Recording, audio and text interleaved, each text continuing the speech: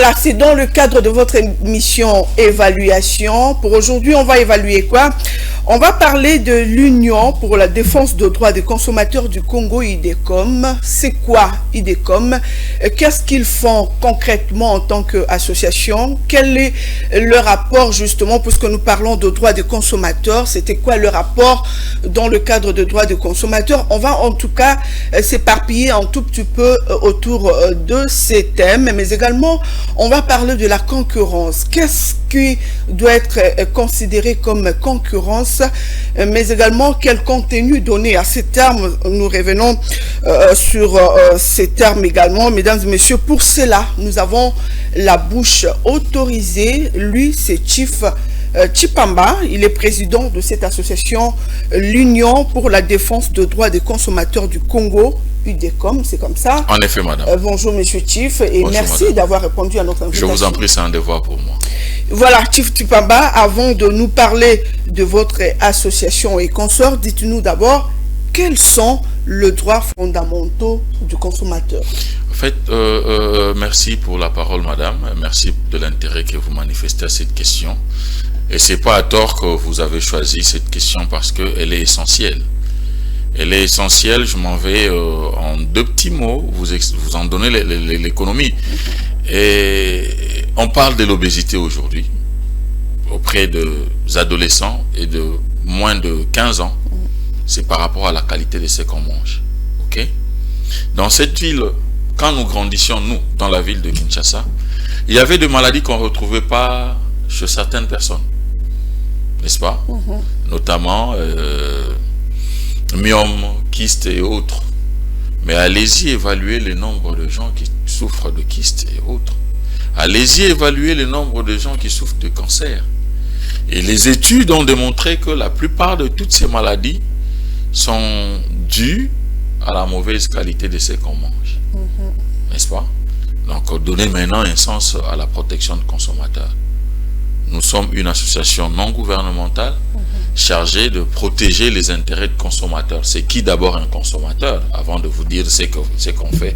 Un consommateur, c'est celui qui achète un bien, comme du pain, comme le poulet que vous aimez beaucoup, le poulet mayo, quoique on a interdit sans nous dire beaucoup de précisions sur la qualité. On a même le dindon mayo. Le dindon mayo.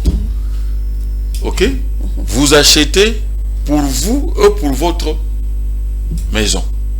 Ce sont cette catégorie-là. Sinon, c'est cette catégorie des consommateurs que nous protégeons.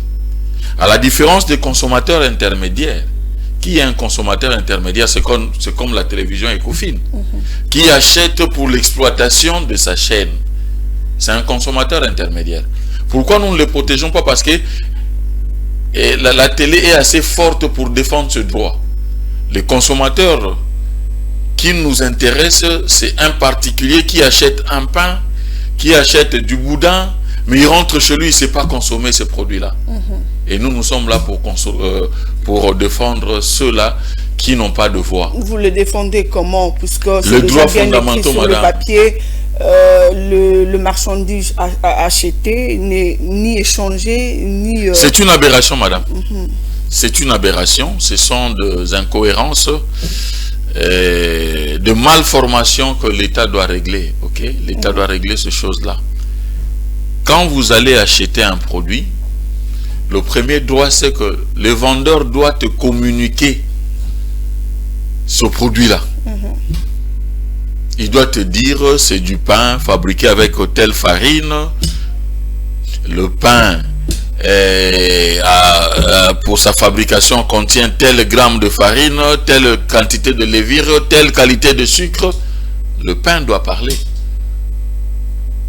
Les consommateurs, quand il va pour acheter, il ne doit pas souffrir pour connaître le prix.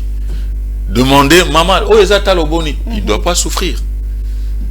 Les consommateurs doivent savoir, quand vous lui taxez la facture de l'eau, qui comprend les éléments constitutifs de la facture de l'eau. Les éléments constitutifs de la facture. Ça veut dire droit à l'information. Mais vous faites quoi, vous, en tant qu'association? Madame, pourquoi vous me demandez? Pourquoi vous me demandez? Moi, je fais quoi? Vous ne me demandez pas. Il ne m'appartient pas, moi, organisation non gouvernementale de faire quelque chose. Il appartient à l'État de dicter des règles. Nous allons encadrer ces règles-là. En l'absence de texte de loi, c'est alors que nous ne pouvons que dénoncer et sensibiliser. Vous m'avez vu sur votre plateau il y a sous peu. Parce que il y a eu un communiqué de son Excellence, Monsieur le Ministre du Commerce Extérieur, que je salue en passant. Félicitations honorables. Ok, pour votre réélection en tant que député national. Dénonçant de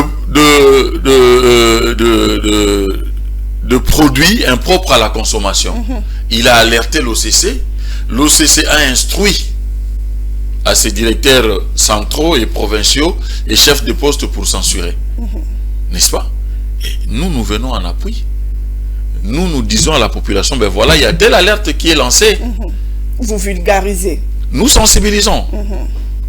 La difficulté qu'on a toujours eu, c'est que il n'y a pas un texte de loi clair et net qui défend, qui nous met à l'aise pour défendre le consommateur. Sous d'autres cieux, vous trouverez le code de la consommation. Ce qui n'existe pas chez nous. Avec la CONAC, on est en train de militer, ok, et pour que l'on évolue dans ce sens-là. Donc c'est un peu ça. Donc droit à l'information, droit d'être entendu. Il est impensable que tu aies acheté du pain, tu rentres chez toi, le pain, c'est un pain moisi, impropre à la consommation. Et tu ne sais pas aller te plaindre. Non. Le consommateur a ce droit-là sacro-saint, que sa plainte doit soit entendue et traitée en un temps record. Pas ce que font nos banquiers, pas ce que font nos commerçants. Vous allez pour retourner un produit que vous avez trouvé et qui ne répond pas aux normes telles qu'il t'avait été dit. Souvent, tu rentres là-bas. Dispute et consorts. Qu'est-ce qu'il doit faire concrètement dans ces cas-là? Non, ce qu'il doit faire, l'État doit instituer un pouvoir fort à l'écoute des consommateurs. Le grand problème, c'est quoi chez nous? C'est que tous les Libanais, tous les Indiens ont leur protecteur. Quand vous allez là-bas pour réclamer, quand il n'est pas d'accord avec toi, il peut appeler son protecteur, il vient, on t'inquiète. Leurs protecteurs sont souvent le service de l'État, les agents de l'État. Vous comprenez?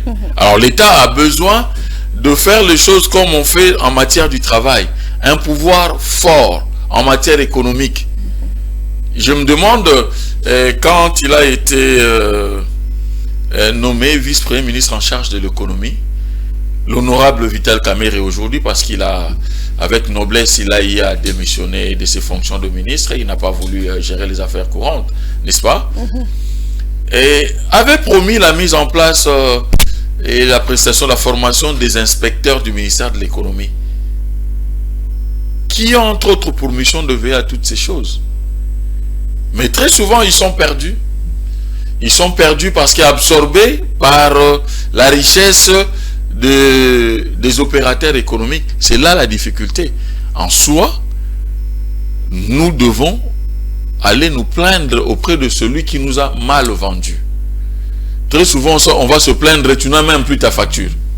C'est là le problème. Ou même si on a la facture, ça pose des problèmes. Non, madame. Il y a les vendeurs qui s'imposent. S'il y a 10 personnes qui viennent pour la même revendication, rassurez-vous, le monsieur ne va pas se comporter comme si tu étais un cas isolé.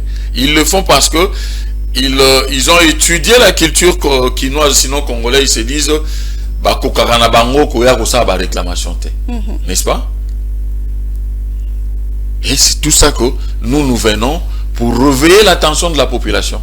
Pour dire que quand tu vas acheter, n'y va pas tête baissée. Quand tu vas à la banque pour solliciter un crédit, n'y va pas tête baissée. Quand tu achètes en ligne, n'y va pas tête baissée, madame. N'y va pas tête baissée. Quand vous dites n'y va pas tête baissée, c'est pour dire quoi? Non, très souvent quand on va par exemple solliciter un crédit, les consommateurs vont chez le banquier comme si ils allaient solliciter un don. Du coup, il oublie qu'il peut négocier le crédit. Il peut discuter le pourcentage.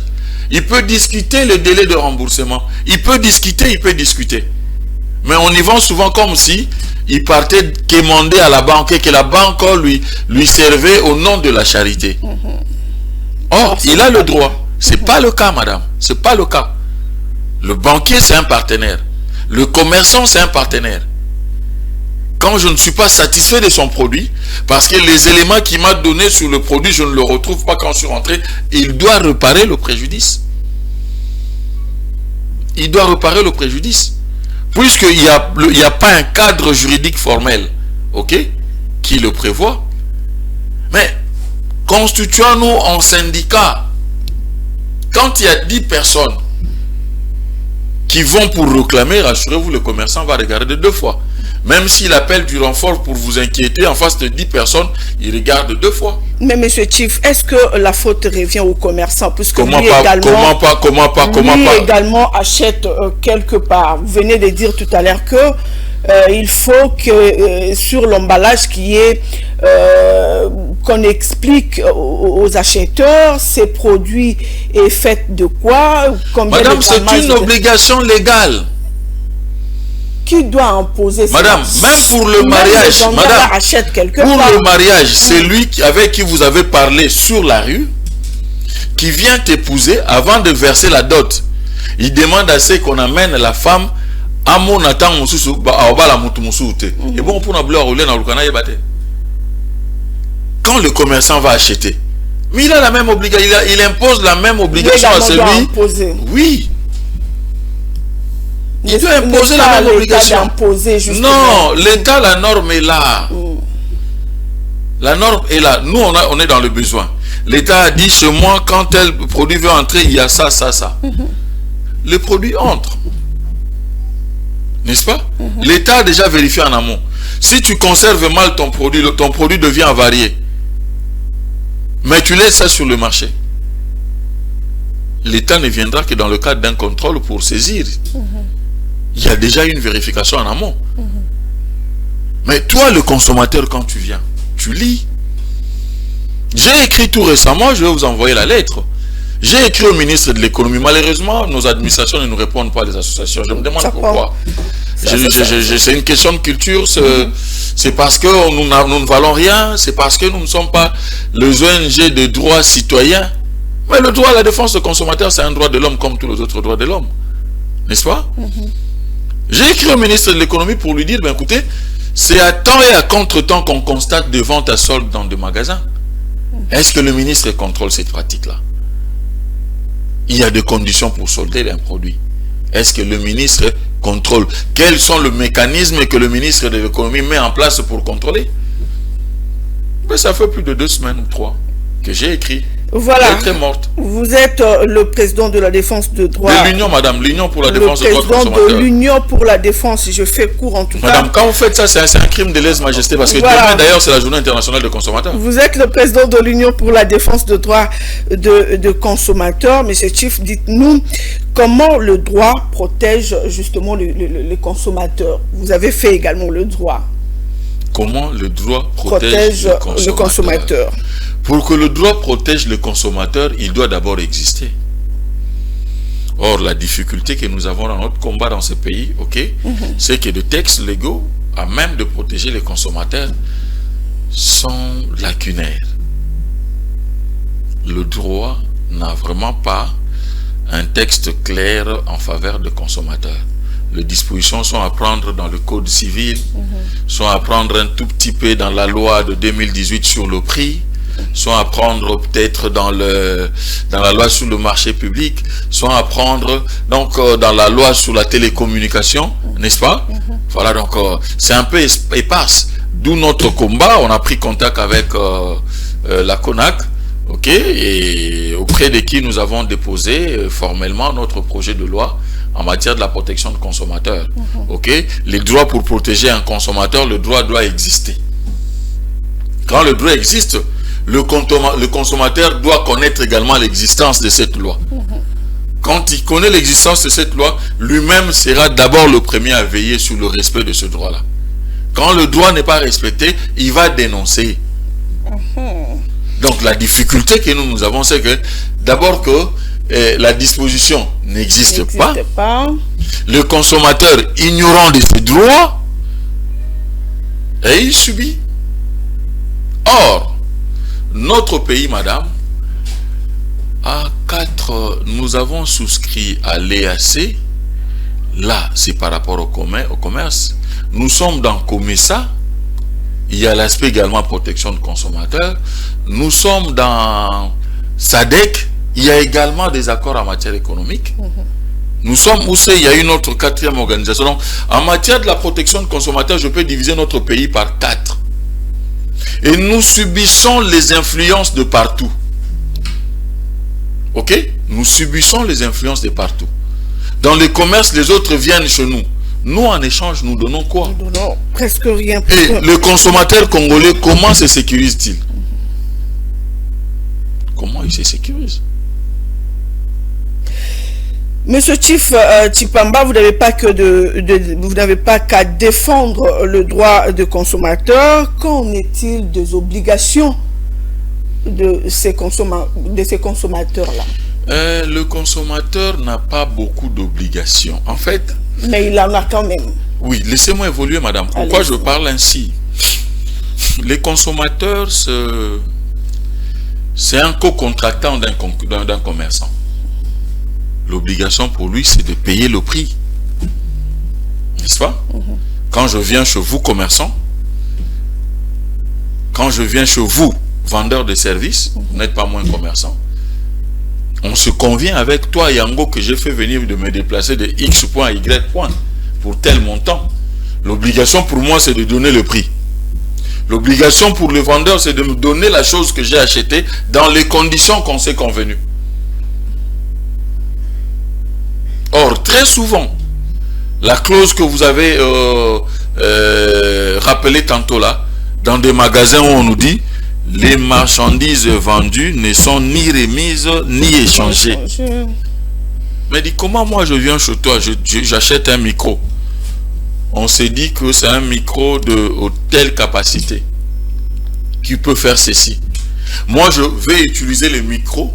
Je me rends compte que c'était un micro sans fil d'une distance de 4 mètres. Mais à 2 mètres et demi, le micro ne répond plus. Je fais quoi? J'ouvre la Bible. Vous avez accepté que j'ouvre la Bible. C'était pour nous. Non, il y a un problème, madame. Il y a un problème. Une clause dans un contrat ne peut être acceptée que si la clause est légale. Cette clause-là étant illégale, c'est réputé inexistant. Ça ne peut pas opérer. Même si moi, dans mon ignorance, j'ai accepté. Quand je vais devant un OPJ, devant un magistrat, il va balayer par le revers de la main gauche. Même pas la main droite. Ok? Les commerçants profitent de l'ignorance des consommateurs par rapport à leurs droits. Et cela est encouragé par le service appelé à contrôler les marchés. C'est là la difficulté.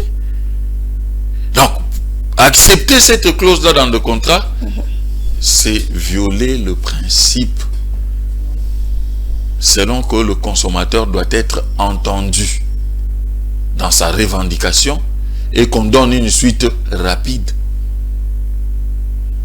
Il est impensable. Aujourd'hui, on doit imposer aux commerçants de nous dire où sont leurs bureaux. Quand vous entrez dans des magasins, vous ne savez même pas, on vous dit établissement tel, on donne des références, vous ne savez pas à qui remettre une lettre quand vous voulez contester. Ça aussi, c'est un problème. Vous achetez quelque chose dans un magasin comme dans une alimentation. Quand vous entrez dans l'alimentation, qui est-ce que vous voyez? Ce ne sont que des caissiers. Où déposer la lettre? Des fois, nous avons des difficultés, on connaît des problèmes. Vous écrivez à telle alimentation parce que vous avez reçu une plainte. Mais vous ne savez où déposer parce qu'ils s'organisent d'abord pour cacher. Bon, espérons qu'avec la CONAC, maintenant, là, on pourra passer par la CONAC quand il y a des plaintes, en sorte qu'ils nous accompagnent pour revendiquer. Est-ce que madame, je suis en train d'évoluer. Est-ce que devons-nous garder également nos factures? Puisqu'on ne sait jamais au madame, cas où... tout document que vous avez, il faut le garder, du genre facture, il faut le garder au moins pendant 10 ans. Comment vous allez revendiquer? Comment vous allez revendiquer si vous n'avez pas la preuve que vous avez contracté avec tel? Comment l'État va recouvrer l'impôt ou recouper les informations sur le paiement des impôts si vous, le consommateur, vous ne gardez pas la facture? La remise de la facture, c'est une obligation légale. Et les mentions également que doivent contenir une facture sont légalement définies. Si vous avez l'argent, appelez-moi comme expert, je viendrai enseigner toutes ces choses-là ici sur votre plateau, madame. Si on a l'argent, oui, madame. En tant que consultant, c'est la télévision Ecofin. Justement, ceux-là qui nous suivent. Donc la facture, madame, vous devez la garder. Vous devez la garder. Quand vous allez réclamer quelque chose, vous prouvez d'abord, la facture te sert de prouver que j'ai effectivement eu un contrat d'achat avec vous. Et de ces contrats d'achat, moi je subis tel préjudice qu'il te faut réparer. Mais malheureusement, madame, tenez, la dernière fois que vous étiez dans une alimentation, c'était ce matin ou hier? Souvent lorsque vous sortez. Non, madame, c'était quand? Répondez-moi. C'était hier justement. Hier soir, lorsque au retour de la maison. Sortez, vous jetez. Est-ce qu'on écrit ton nom sur la facture?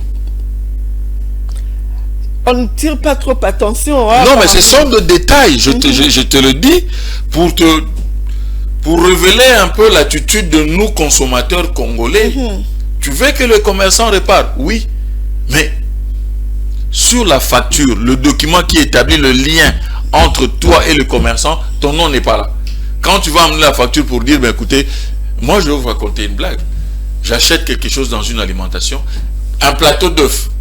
Parlant de produits soldés, on solde même des œufs, même les laits pour les enfants, on le solde. C'est pas prohibé par la loi. Mais ces soldes-là, la vente au rabais doit répondre à certaines conditions.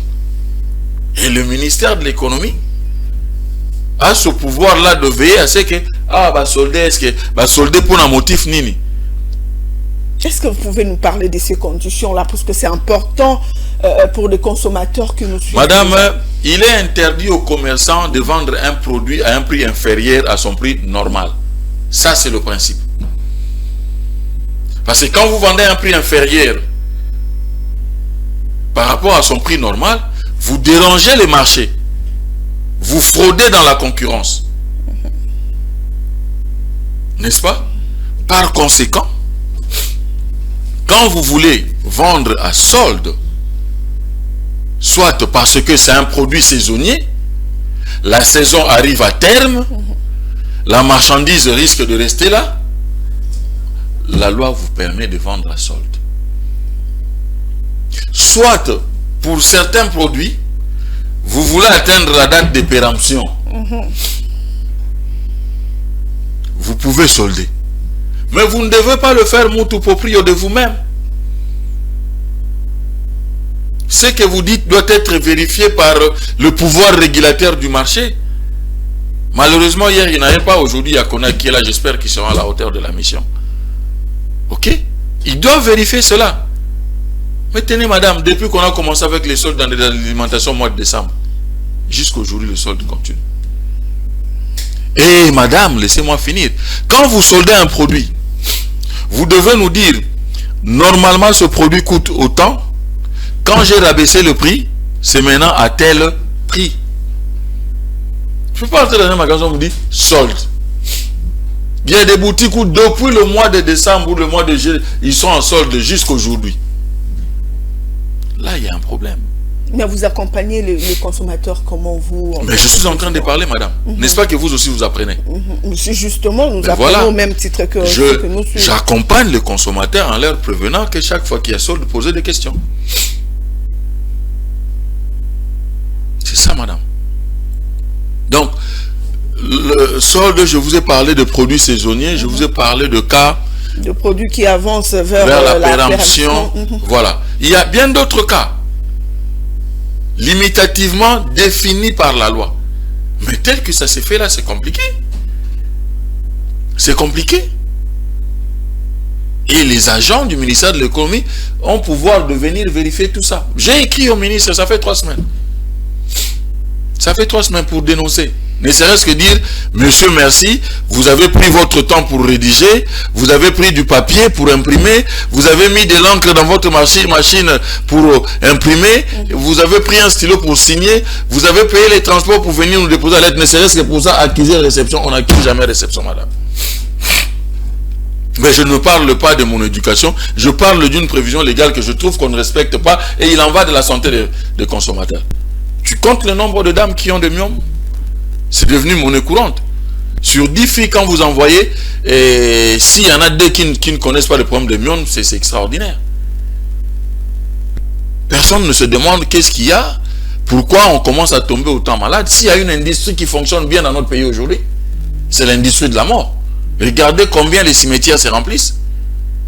Regardez combien les morgues se remplissent. Qu'est-ce qu'on mange au quotidien, madame? Produits de volaille. Nous n'avons vu qu'un pauvre communiqué du DG avec instruction. Il n'y a plus de suite. Justement, lorsque le gouvernement ou le DG prennent de telles décisions, on voit quand même la décision, mais la faisabilité ou la mise en application de cette décision. Madame, dans ces pays, on a connu l'importation d'une quantité de riz. Bivac, qui est le représentant de l'OCC au port d'embarquement, dit que ces produits-là est impropre à la consommation. Oh non, Bivac dit le produit est consommable. Quand ça arrive ici, l'OCC dit c'est impropre à la consommation. Il y a eu ce conflit-là, en tout cas, il y a eu conflit entre Bivac, agent, et l'OCC. Et la suite de ces riz-là, on ne sait pas où se partit. Quand ça commence, on nous alerte. Même sobrement là, c'est pas moins alerte. Mais quand ça finit, dites-nous également comment vous concluez ces choses-là. Il s'agit des affaires de beaucoup d'argent. Les dates de péremption, on peut les falsifier. Les données, on peut les falsifier. Madame, avec cette histoire de numérique, mais on peut tout faire sur le produit. Donc le consommateur doit être très suffisamment informé. Mais est-ce que vous informez suffisamment? Madame, il y a un déficit. Je vous ai donné un exemple. Vous dénoncez auprès de l'État, l'État ne vous tend pas la main. N'est-ce pas? Nous avons parlé ici par votre canal. L'OCC ne nous a pas cherché pour nous dire, ben venez, c'est vous qui représentez les consommateurs. Voici la difficulté, voici les dangers. En attendant que l'on vérifie si le produit n'est pas déjà entré, vous dites au consommateur X, Y, Z choses. Difficulté en gros là. Et les lois n'a loi sur le numérique, loi sur la presse. Ce que lobby n'a pas web, ça veut que non. Aujourd'hui, il y a problème. 360, il y a code numérique. Tu vois, madame, la difficulté, c'est à ce niveau-là.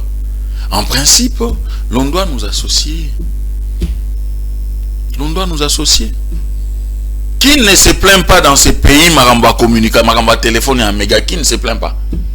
Mais RPTC Zawana. La composition RPTC représentation à consommateur des Akate. On ne prévoit même pas un cadre de concertation entre RPTC, autorité régulatrice, l'association à consommateur, l'opérateur. Il n'y a même pas ce cadre-là.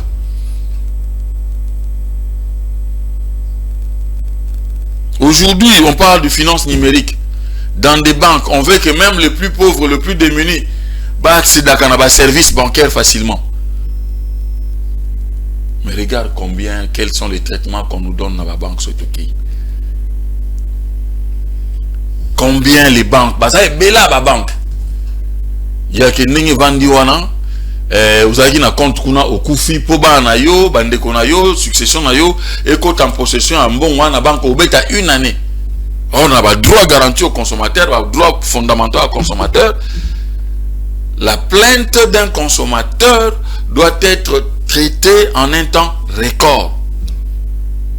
La banque centrale est là. Combien de fois tu as sanctionné banque Mogo parce qu'il y a eu 2 plaintes, il y a Batou, soumettre qui plainte et répondre à tenter. Est-ce que même le Congolais la dépose des plaintes? Souvent ils ont peur. Voilà pourquoi nous écrivons pour leur dire non, ils n'ont pas peur, madame. C'est l'ignorance. Ça c'est de 1.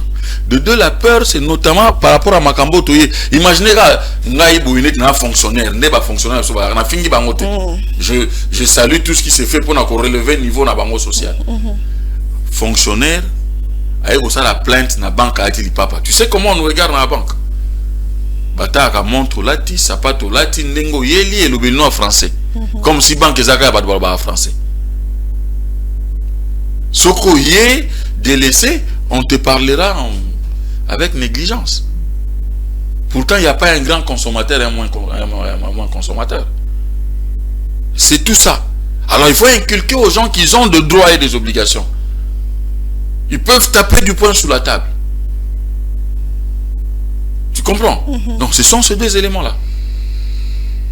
Voilà, ce sont ces deux éléments-là, Monsieur Chief.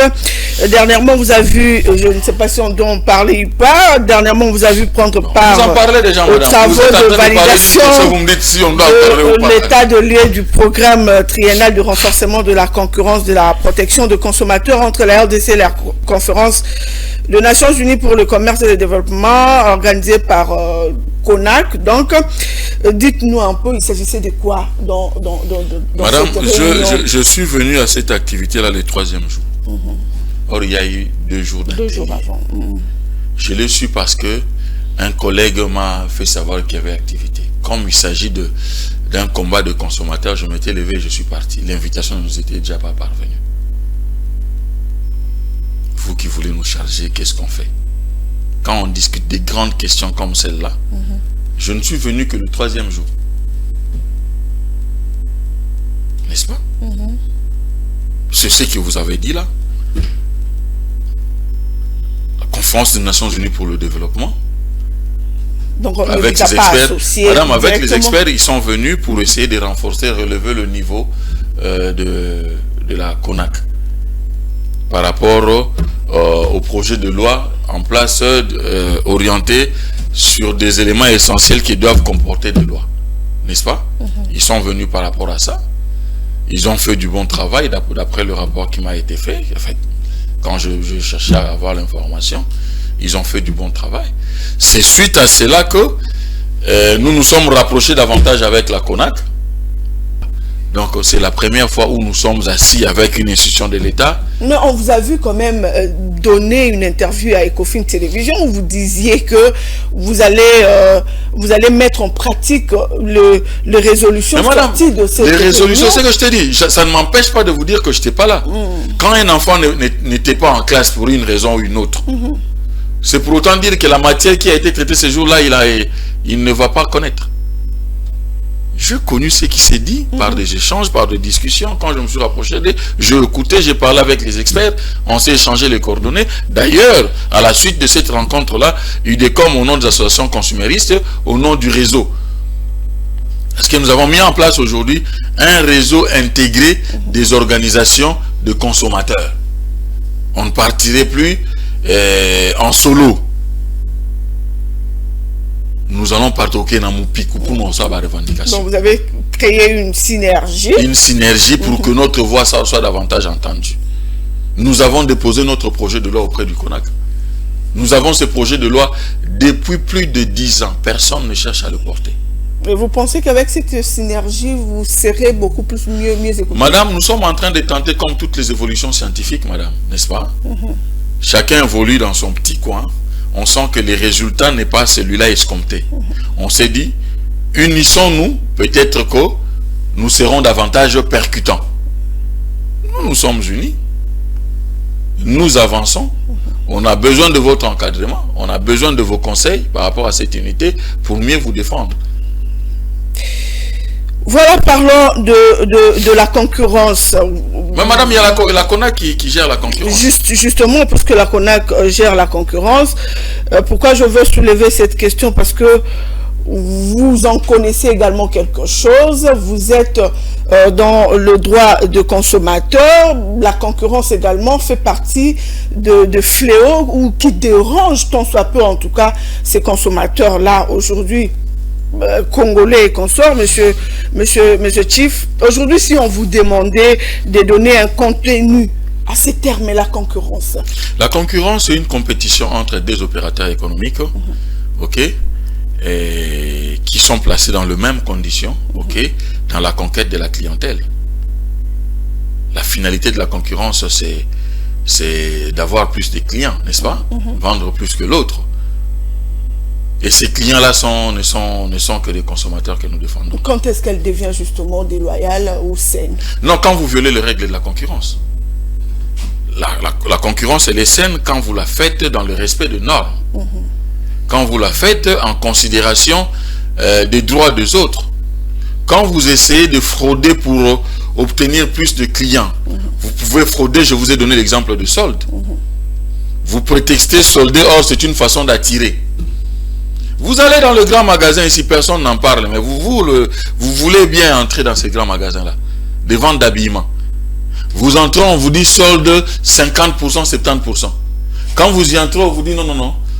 C'est quand vous achetez trois articles, on vous donne un de surplus. C'est la fraude. Si le voisin a le même produit, toi tu prétextes solde sans motif, vous violez les règles de la concurrence saine. Et ta façon de vendre constitue un acte de concurrence déloyale. Quand vous pratiquez le prix illicite, vous pratiquez le prix fixé dans l'irrespect des règles qui déterminent comment fixer le prix. Vous êtes dans la concurrence déloyale, madame. Vous êtes dans la concurrence déloyale. Quand vous avez votre frère qui travaille au Beach Ngobila ou qui travaille dans un coin de la place où il peut sortir de boissons importées, vous venez vous créer une alimentation. Vous n'importez pas, vous ne payez pas le transport. Vous, ça vous tombe comme la manne du ciel. Vous créez une boutique par rapport à ce qu'on vous amène. Et vous cassez le prix. Concurrence déloyale. Aujourd'hui, nous voyons également... Quand vous vendez au rabais parce que ton produit approche la péremption, au lolo bakenazo te quand on a moins cher pour éligner pour là et pour dans combien de jours? Vous ne dites pas que ça. Yo le solde. Au kiti sans donner le motif. Concurrence déloyale. Oui. Bah solde attends, solde des accords. Quand vous allez sous d'autres cieux, hein, bah il y a période il y a solde. On ne peut pas tout au long d'une année dans un on solde. Monsieur Chief, on a également les expatriés. Lorsqu'ils arrivent ici, eux qui sont censés de vendre en gros, ils vendent également en détail. Et ça fait partie également des... Concurrents. Madame, la chaîne de distribution est constituée de catégories de commerçants. L'importateur, les producteurs, les grossistes, les détaillants, les semis. Nous avons vu dans ces pays où un importateur a sa chambre froide na Gambie à Tunazan. Mais ceux qui ont importé, comme on a détail, détaillant soit ça, n'est-ce pas? C'est une pratique anticoncurrentielle. Que faire justement pour remédier? Mais ça, c'est l'État. Moi, au-delà de l'appel que je ferai à la fin de l'émission, vous devez me donner la parole pour que je le fasse. Ok? Je demande à la population congolaise pour le relèvement du front du Congolais. Il faut faire la promotion du patriotisme économique. C'est-à-dire? Le patriotisme économique veut dire consommons local. Il est impensable que toi tu vends du pain congolaise. Je ne prêche pas la discrimination. N'est-ce pas? De quelle qualité ça également? Non, madame, la qualité peut s'améliorer. La qualité peut s'améliorer. Comment voulez-vous qu'elle améliore sa qualité quand vous n'achetez pas? Vous ne lui faites même pas de critique positive. N'est-ce pas? Imaginez un peu, madame, dans ces pays, comment nous avons de Pakistanais, nous avons des Libanais qui sont devenus tailleurs. Quand on nomme des gens, vous verrez ces gens-là pour venir, ils ont quitté pour venir faire la couture. Mais nous avons des couturiers locaux ici dans ces pays. Quand vous payez chez un couturier local ici, il va loger son argent ici chez nous. N'est-ce pas? L'argent va circuler. Mais quand vous payez à ceux-là, chacun de peuples qui évolue ici dans le monde de commerce, ils ont leur banque. Les Indiens ont leur banque, les Libanais ont leur banque, les Kenyans, les Nigériens ont leur banque, au point que quand nous achetons chez eux, ils prennent les devises, ils retournent chez eux. C'est alors que vous avez suivi le chef d'État parlant du pouvoir d'achat, l'augmentation du pouvoir d'achat, il dit, vous aussi vous avez une part de responsabilité. Ok? Donc le patriotisme économique est ceux qui chinois n'a commenté kamikate. Yo peut-être amical te na osombe pas na yo parce que y a des konanga. Et c'est ce qu'on vit ailleurs. Quand vous allez ailleurs et pas en amboka mususu, non. Madame, non. Ce qui est au teka moi na bango au teka ba osombe ya moi na bango. Monsieur Chief Chipamba, depuis quand votre association existe? 2008, madame. Depuis 2008, nous sommes intervenus dans... Si aujourd'hui, cette affaire de la TVA a été atténuée, c'est nous. C'est nous. Celui de com. Même pour la RAM, la taxe sur RAM, c'est nous. Il y a eu plusieurs bouches, hein? Ah, madame, je parle de moi. Je ne peux parler par procureur. C'est vrai. Dans un combat, il y en a de ceux qui se réveillent à 5 heures. Il y en a d'autres à 8 heures, à 16 heures. Il y en a d'autres aussi à 20 heures avant qu'on dorme. Si aujourd'hui on vous demandait d'évaluer votre travail de 2008 et de 2008... Madame, notre travail évolue très bien et nous faisons du bon boulot. Pourquoi, madame? Avec quoi comme retombée? Madame, le retombé, c'est quand on fait le droit de l'homme, il n'y a pas de bénéfice. Le droit de l'homme, on le fait avec son cœur. Le jour où moi je commencerai à chercher les retombées, rassurez-vous que je n'aurai plus ce langage, je n'aurai plus cette indépendance d'esprit vis-à-vis. Quand je parle de retombées, c'est auprès des consommateurs, justement. Non, les retombées auprès des consommateurs, aujourd'hui, nous avons près de 10 associations qui protègent les consommateurs. Quelque chose qui n'était pas parlé hier, aujourd'hui, on en parle, madame. Ça sont des retombées. Nous avons fait des plaidoyers pour qu'on crée le Conseil économique et social. Le Conseil est créé. Ah, ok. Là, quel est le message que vous pouvez lancer, justement, puisque nous sommes arrivés à la fin de cette Madame, vous nous amenez trop vite à la fin. Alors qu'il y a encore à dire. C'est l'heure qui la télévision, c'est l'heure. C'est ce que vous allez me dire. C'est un refrain que j'ai déjà entendu. Madame, nous ne pouvons pas oublier que nous sommes victimes de ceci. On ne peut pas oublier ça. Dans tout ce qu'on fait, retenons que pendant que moi et toi, nous sommes sur ces plateaux, à l'est du pays, il y a des gens qui sont plus intelligents, plus compétents que moi et toi, mais ils ne peuvent pas se retrouver dans ce cadre parce que la terre entière, depuis 1885, lors de la conférence de Berlin, le Congo avait été donné à quiconque de venir exploiter comme ils veulent. Bien que le droit a évolué, ils veulent continuer à utiliser le Congo comme ce fut le cas avant même la colonisation. Et nous avons un homme qui s'est levé, qui n'a que son courage. Parce que ceux qui fabriquent les armes sont avec ceux qui nous agressent, madame. À part son courage, il nous a, nous, la population. L'heure est venue pour que le Congolais se lève comme un seul homme. En sorte que nous l'armions qu'il avance jusqu'à récupérer le dernier centimètre. Madame, la carte du Congo, on n'en parle pas assez. La carte de notre pays, le Congo, ok, est en train de se rétrécir. On vole ça, Kabinda, on vole, à l'est, on vole. La carte que ceux de 60 avaient vue n'est pas la même carte jusqu'aujourd'hui. Tenons-nous la main dans la main, soutenons le chef de l'État, levons-nous comme un seul homme, en sorte qu'on retourne cette guerre d'où elle est venue. Madame, à l'est du pays, il y a également des consommateurs qui ont besoin de ma protection. Mais comment le protéger là où ils sont? Oui, c'était Chief Chipamba, président de l'Union pour la défense des droits des consommateurs du Congo. Il était notre invité, il était donc l'invité de cette émission Évaluation. Nous avons parlé de droits des consommateurs, mais également nous sommes rassurés que vous avez appris sur ces termes concurrence. Mesdames et messieurs, c'en est fini pour aujourd'hui. Le rendez-vous est donc pris pour la semaine prochaine avec un autre invité, certainement autour d'autres termes. Dans l'entretemps, prenez bien soin de vous. Au revoir.